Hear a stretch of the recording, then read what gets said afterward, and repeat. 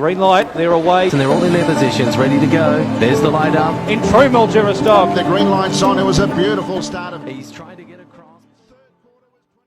Hello and welcome to Burning Questions. And while we are back with an episode today, it is with heavy hearts given the terrible passing of the legendary Greg Sugars. Greg was a great supporter of the show, joining his mate Jason Bonington here on many occasions right back at the start in 2021 and often making himself available during a busy work and life schedule. He'd give some wonderful insights and was always happy to have a laugh and a bit of fun, showing racing fans a glimpse of the man so many loved and adored. So it's really nice to have some of his great mates here joining me today in James Herbertson, Glen Craven and Andy Gath. Thanks for jumping on, boys. Herb, I'll say hello to you first. As I said, really appreciate you making some time for us here on the show. And most importantly, how are you holding up? Yeah, we're getting there, mate. It's not easy, but, each day is getting a bit better. And, Jess is holding together pretty well too under the circumstances. So, we're getting there slowly. Yeah. I'll go to you, Glenn. Thanks for jumping on, mate. How are you holding up? Of course, you had that emotional win last Saturday night wearing Greg's colours. I'm sure, that would have been a special moment for you. Yeah, thanks, Toc. It was an honour to be able to wear his colours and to win for Greg. He's a big loss to the industry and a big loss to so many people. He's just wasn't just big in the industry, but what he did behind the scenes and how many friends and that he had. He'll be sorely missed, and hopefully we can keep honour him in the future. Yeah, well said. Andy, hello to you. And I was looking back through the archives of Burning Questions right back to 2021 when I think Greg's probably been on it maybe second to you. You've probably been the elder statesman of the show, but Greg was always really giving with his time. And, I think he liked the platform. He could be a bit loose and he gave some great insights. So you shared a lot of fun on this show with him. Yeah, there's no doubt. And as everyone in harness racing has been affected, not only in Australia, but overseas as well. At some point, he's sort of left an imprint on anyone that's come across him. And yeah, as an industry, we're all leaning on each other to get through this. And each day gets a little bit easier, but, he'll never be forgotten and he'll be in everyone's memory until the day we go. Yeah, well said, boys. Let's start the show and we'll look at racing at Melton first of all. Then we'll head across to Menangle on Saturday night as well for at least one of the big 4 Group 1s on the card. APG's National Mix Sale is back again and coming to you twice in 2025 with the online auctions taking place in May, August and featuring weanlings, yearlings, stallions and broodmares. These 2 sales really do have a horse for everyone. Find all the details at apgold.com.au. We're looking at Melton here. The second race has got chances galore, but which runner is most likely to score? As I said, race 2 is the Novelliar Stud Pace at 5:57 p.m. Who should we start with here? Glenn, you're not driving in the race, but wouldn't mind getting your thoughts on Jillaby Illuminate from the camp. Before we started the show, I think you referenced that a couple of your horses, maybe haven't gone as good as the team thought first up. And I think you might have been talking about Jillaby Illuminate. I think I heard Paddy on the radio declaring this one first up and could only manage 4th. So a good win last time, but, what are your thoughts on Jillaby Illuminate ahead of race 2 on Saturday night? Toc. You're right. She probably just wasn't quite as sharp as expected first up. Fitness sort of gave out a little bit up the straight when she'd had a good trail into it, but she bounced back really good at Terang last start and showed what she's all about. So hopefully if there is a bit of speed on up front and that and she can get a half decent trail into it. She's got an electric sprint and she's a high quality mare and I think she should be right in the race, but she's probably, if it'll all come down to the tempo early and how easy Golden Try probably gets it coming out of the gate. If he can get across really easy, it might be a different story, but if something can put a bit of pressure on him, well then that'll bring Illuminate right into it. Yeah, for sure. I agree with that. We'll go to you, Herb. You were down to drive the Dean Braun trained What Should Happen, who's the first emergency. He hasn't got a run at the moment. What did you make of this race? I haven't got a market in front of me, but I'm tipping it'll be, kind of 350 the field, I reckon. Yeah, you'd think so. There's a, a lot of horses here that are going through their classes, working their way up, and they've got a big, big future ahead of them. Really, the likes of Golden Tribe, Quicksand's done a great job.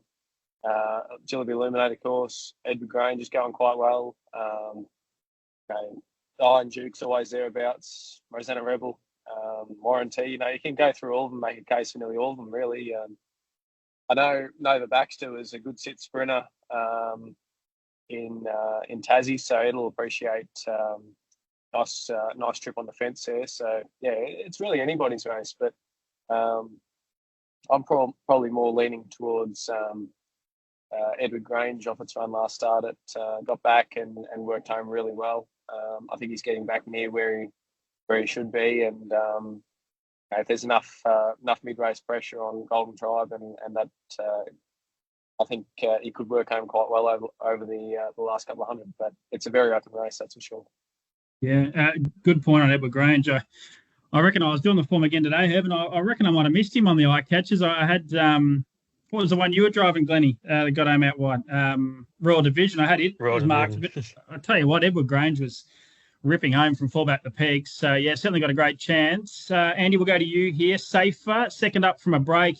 Geordie Leadham takes the drive. What did you make of the first up run? It was hard to get excited about, but it probably was somewhere between, I wouldn't say disappointing, but, could have produced a bit better. It was a funny old race, first up, I thought. Probably could have gone a little bit better. I did race him out of his class. It wasn't anything suitable for him last week and sort of led the run. He's the widest runner from the 400 and really fast closing sectional. So when that happens, you really, sometimes you look a little bit ordinary. You'll benefit greatly from the run. Did qualify for the Queensland Derby and the Vic Derby and the South Australian Derby. So he's a quality horse, but I think he runs his best races on the fence. And I think he's got some chance of finding the pegs early. And if he does, I think he's got a really good each way hope. As again, it's a pretty race that goes pretty deep. Whoever sort of has the luck's probably going to be winning it. But I think he's definitely got a winning hope. Okay, so you think you can get across like a what did you say, and then would you be happy to hand to a Golden Tribe and sit on his back? Well, it just depends how hard he burns. If you sort of got there easy, we'd probably be happy to hold it. But if you had to work pretty hard, we'd probably be looking to hand up. But it'd be all or nothing for us. We'd be pretty keen to find the pegs because he does hang in a little bit and he does struggle when he's off the pegs. Oh, it's good info. I wasn't sure what the tactics would be. And just back on his ability, what you see at home, you've talked about what he did last campaign, making all those derbies. Does he work like a really good horse, or is the jury out a little bit?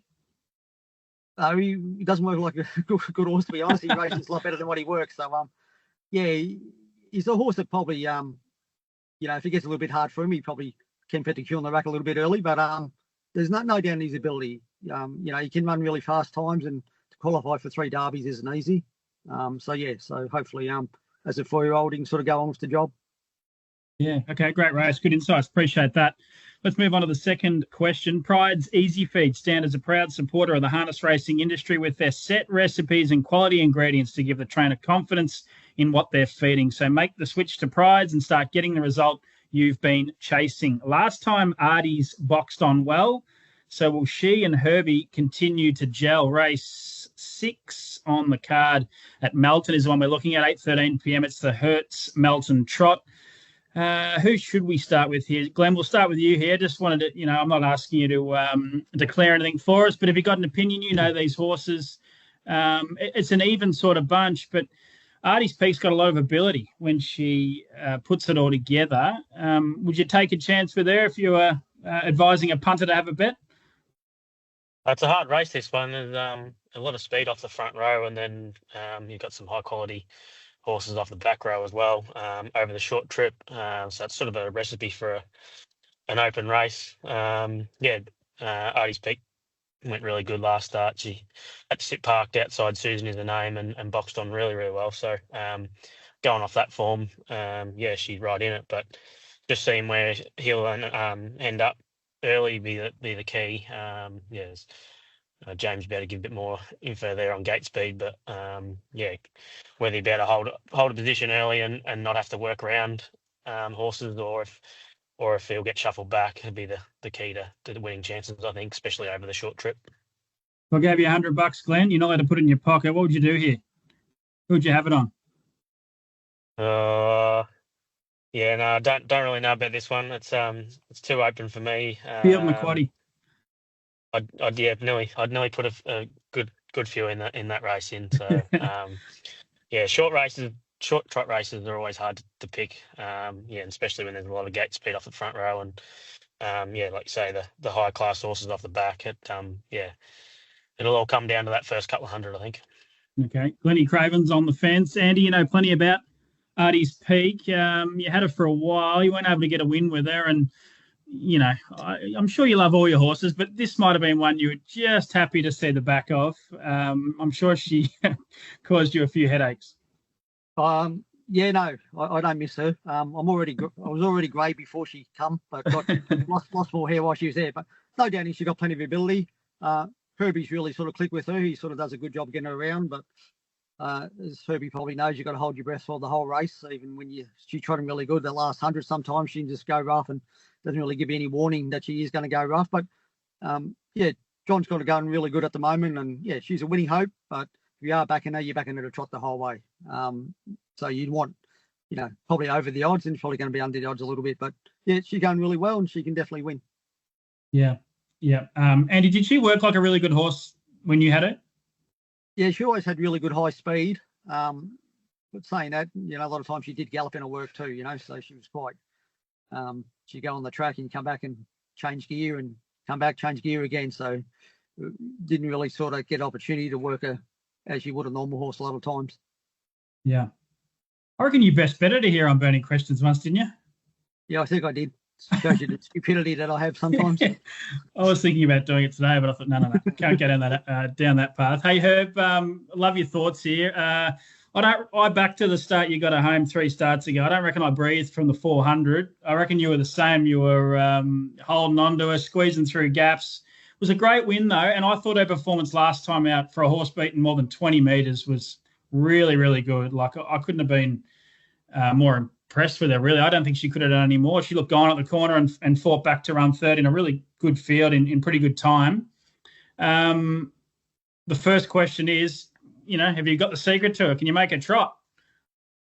Oh, well, she has galloped on me before. It's not like I've got some sort of power over her. A couple of times at the trial, she's galloped on me. So it's just luckily enough that the races she's nearly done everything right. Yeah, but look, I really like her. She's got a big motor. She's actually been booked to go on a plane to America. So I think this is nearly her last run, which is a shame. I think we would have had a bit of fun with her, but she lacks probably a bit of tactical gate speed. She can probably hold her own enough. But again, it's just a thing of that fine line of trying to keep her at her gate. So we'd rather probably lose a spot than make her gallop. So there's a lot of gate speed off the front row. I don't think there's much depth there in terms of where she's at and where the back row runners are at with their ability. So I think we'll get an okay trip in behind them there. It's just as long as she can get around that last turn and that when it's time to make a move, it's probably the only thing I'm a bit worried about. But she's definitely got enough ability to be right in this race. Yeah. I said to Andy before the show, Herb, I was going to make a bold call and say, if Artie's Peak trotted the entire trip fluently, not roughly, if she trotted well the whole way, I don't think she would get beaten. Would you join me in that camp of thought? Oh, look, if I could drive her like a motor car, there's no way they'd beat her. There's absolutely no way. But you just can't. As you say, you're holding your breath and trying to put your tongue in the right spot to keep her in her gate. But John's having to continually change things as well, and he's got it right more often than not. But whether that's still the right recipe this week, we'll have to wait and see. But yeah, if I could drive her like a car, you could put your house on her, but you just can't. Imagine putting your house on Artie's Peak. Whew. I don't know what the missus would say to that if she rolled home. I said, "Hang on, we got to watch this race. The house is on this one." Last one, Herbie, on Artie's Peak for the new driver over in America. I don't think it'll be you. Is there any secret at all? Have you got anything you could say? I'll give you this one tip about getting her to trot. I I'd say have fun in the warm-up, because whenever I get behind her in the warm-up, she just wants to kick me out of the cart the whole warm-up. So that's about all I can say that's concrete about her. The rest of it, you just got to make it up every time you sit behind her. There's something different every time. You're heading back, Herb, too, by the way, just on America. You're heading back next week? Yeah, we'll go back next week and finish the trip off and head to Sweden for the elite lop and then come back and get back. Yeah, just sort of finish what we started, mate. Yeah. Yep. Okay, good stuff. Safe travels. Logical Staffing Solutions provide labour hire and recruitment services to the transport, warehousing, automotive and manufacturing industries. A logical solution for your staffing needs. Yambuckian's got his gate, so will he prove too good in the straight? Moving on to the last race at Melton on Saturday night, 10:16 p.m. Yambuckian for Andy Gath and Jordan Leadham get the pole. We will go to you here, Glennie. Chillaby Nitro, your thoughts here. Horse going well. I reckon he's ready to win, but again, he's drawn sticky in a race where some of his key dangers have drawn better. Is there any way he can upset the apple cart for the Gaths or not? It's going to be making it very hard unless somebody wants to go and take on Yambuckian mid-race and run a solid lead time and then first half. But he's going to probably end up back in the field and relying on a lot of luck. So on paper, it looks like a pretty basic sort of setup where Yambuckian will lead with better isolate when he's back. And I think with a soft first sort of lap of the race, I think it'll be a race up the straight between Yambuckian and better isolate, and hopefully there'll be something once off the track are going to make it. I find it very hard. Yeah, I'm just looking at the actual market here. So Yambuckian $1.60, Better Eclipse $3, Catalpa Rescue $9, Better Isolate $11 the win, $3 a place. What do we got? 2 place dividends. $3 a place looks right, to be honest, for Better Isolate. Herbie, we'll go to you here. You drive the Jess Tubbs train to Better Eclipse. He's had the 2 runs back from a spell. Doesn't appear to be at his best. What's your thoughts on the horse they call Jimmy? Look, he's going okay, I think, for where he's at in his prep. He's had a bit of time off, and he's an old horse, so it usually takes him a few runs to sharpen right up and get back where he needs to be. He sat park last week, which isn't his cup of tea, but just the way the race unfolded. But yeah, I don't think he's going bad. He's just probably not going where we know for him to be. But I think we'll probably just take as many shortcuts here as we possibly can, and try and keep him covered up. It's how he races best, and just save him for that last 200. But as Glennie said, on paper it looks like a race to beat Yambuckian, really. Yeah. Do you reckon a horse could dash past him, or is it is it Yambuckian's race to lose if he puts his best foot forward? Do you think?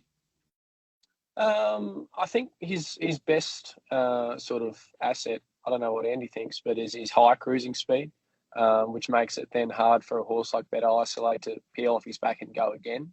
I think that's probably his biggest asset in terms of not taking the sting out of the legs, but making it very difficult for them to then increase the speed that he's already set when they're following him. So I guess there's a chance of it happening, but it does make it quite difficult.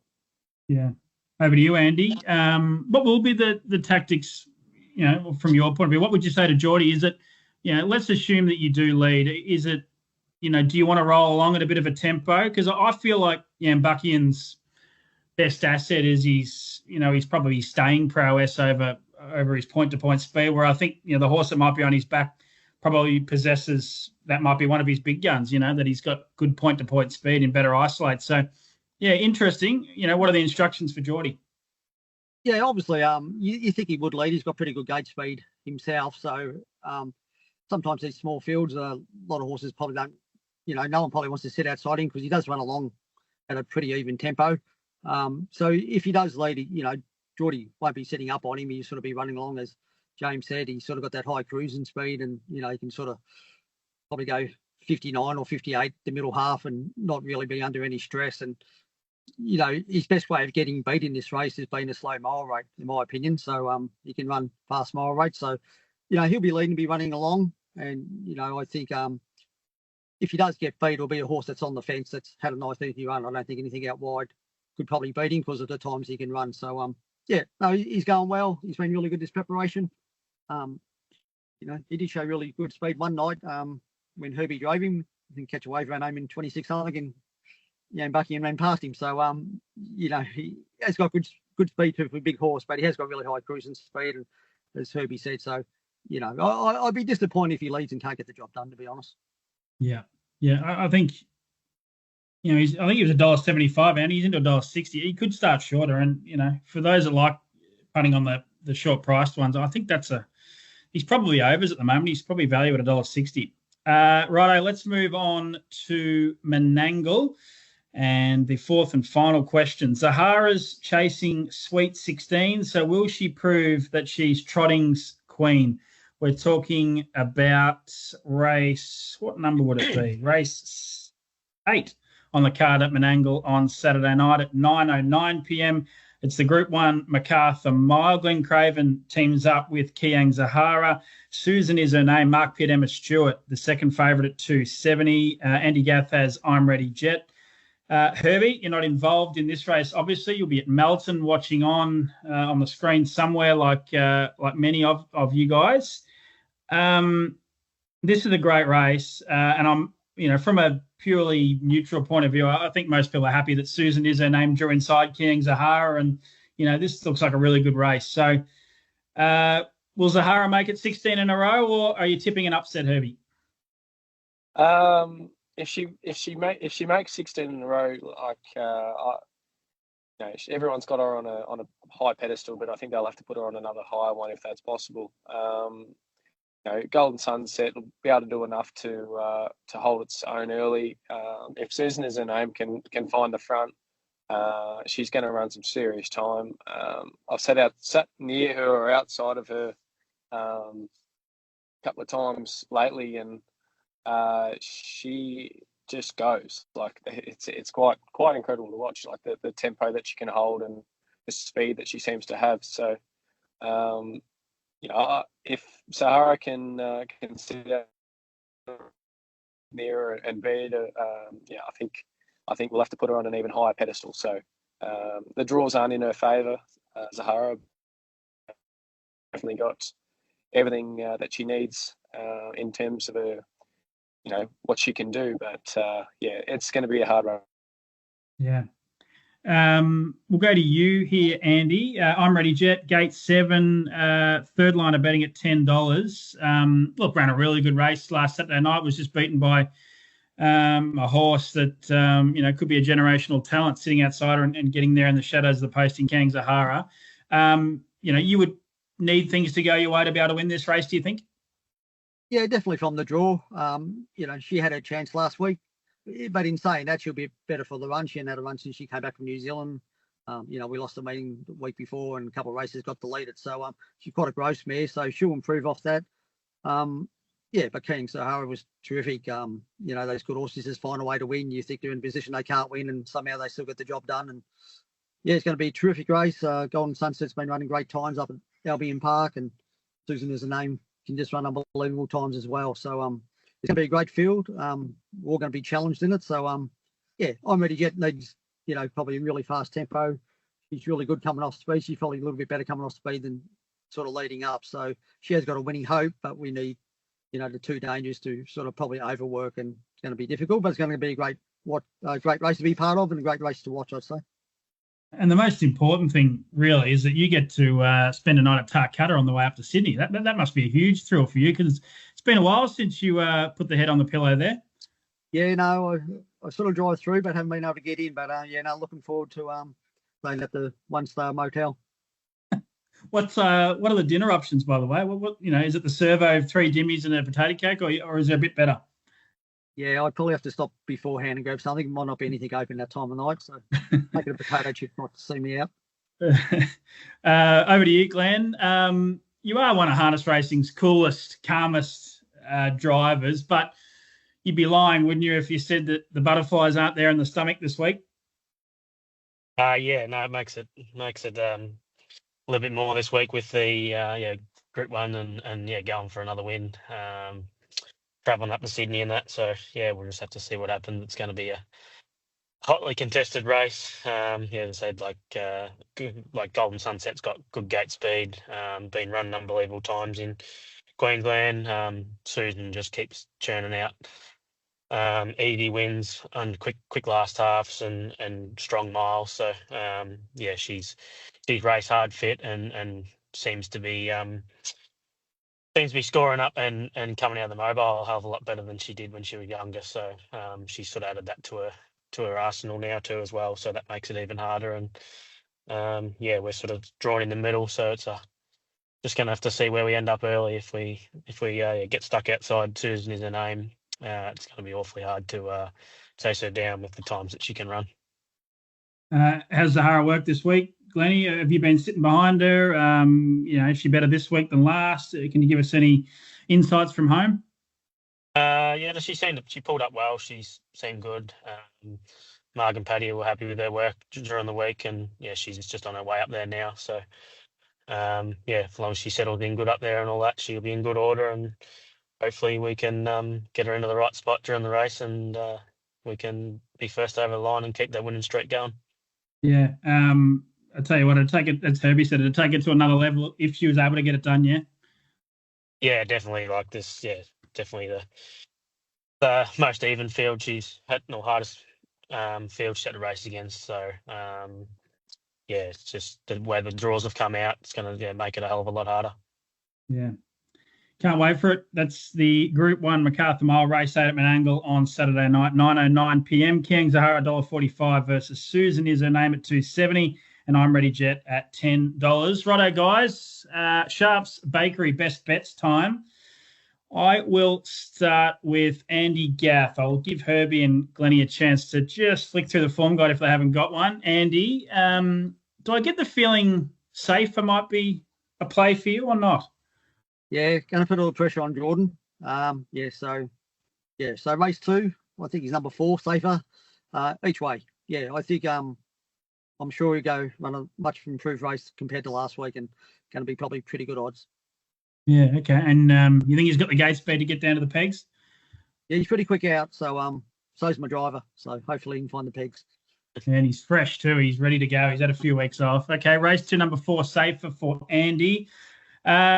Herbie, you're on the side there. I don't know what's going on. Is that my computer? But No, I'm trying to find something. What have you got a leaning to? That's a good segue. Yeah, I'm having a lean at the moment. We'll go to Glenn. And we'll hold you, Herbie. Glennie, what do you got for us? Obviously, Kang Zahara, yeah? Yeah, I'd like to say that one, but I've got the one in the last race at Melton, just going for as you say, probably an each way, but going for a mini upset with better isolate sitting on the back of Yambucky, and he made up a tiny little bit of ground. He looked like he was a little bit better at terrain last start. Been on the fence and following Yambucky, and he might be a chance to get up the lane and beat him, but if not, I think he'll be able to hold second, and he's good place odds at the moment. Yeah, I don't mind that play. I think $11 and $3. I think that's a good bet. The more I look at it. So race 10, number 2, better isolate for Glen Craven. Over to you, Herb. What do you got for us? Yeah, I'll go with Golden Shoes in the Melton. She was superb last start at Geelong, ran super time, and I think she would have given the track record a shake if she didn't get hanging in on the turns a little bit. She was just able to run sort of 28s the whole way, or under 28 the whole way, really comfortably. So she's chiropractor's been to her this week, and hopefully she's straightened up a little bit and be able to go a little bit faster again. But Geelong's not known to be the fastest track, and she went 52 on it. So I think there's enough depth there just in the time alone to be quite in that race at Melton. Sorry, and just was it tomorrow night? What race and what number? Just so I haven't got that in front of me. Have you got that there or not? Race 1, number 11. Good stuff. You took a bit of that. I heard you on that interview over in America on YouTube, and you were saying how they just don't come up for air. That was a real American-style mile there, wasn't it, with Golden Shoes last time? Yeah, it was. It wasn't really by plan, but she was just really comfortable, and our main danger was sitting outside of us, so we just made it as hard as possible for her. And She really did it well. I didn't have to knock her around too much, and she can run a pretty good mile. So it's a tricky draw. She's going to be a little ways back, but she'll be in front of Sam Kerr, which is a big plus, and hopefully have the upper hand. Good stuff. Good luck. Righto. I've got about 4 that I like, but given that you've just given us some breaking news, Herbie, and I said I wouldn't do this, and I ridiculed Andy for it. Artie's Peak. I might get a chance to ever make her a best bet again. So I'm going to go race 6, number 2, Artie's Peak. Quoted as a $9 chance here in front of me. Not sure what she'll open up, but I'm going to make her the best bet, and hopefully we can farewell her in style. So race 6, number 2, Artie's Peak, each way on... No, bugger it. We'll go win on Saturday night at Melton. Hey, guys, really appreciate you jumping on and giving us some insights. Can't wait for the racing ahead at Melton and Menangle. Go well across the next few days. Thanks for jumping on. Green light, they're away. And they're all in their positions, ready to go. There's the light up. In true Mildura stock. The green light's on. It was a beautiful start of... He's trying to get across.